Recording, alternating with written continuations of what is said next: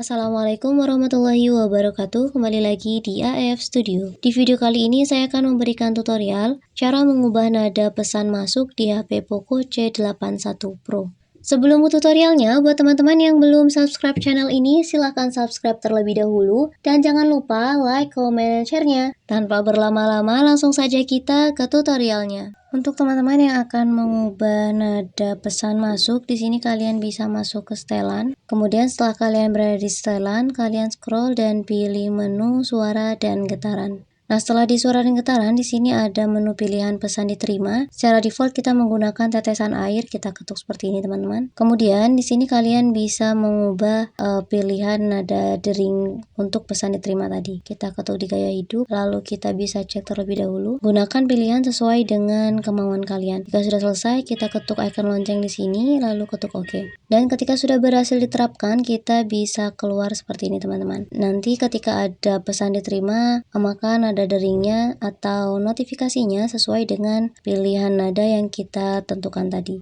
Sekian video tutorial dari kami, selamat mencoba. Wassalamualaikum warahmatullahi wabarakatuh.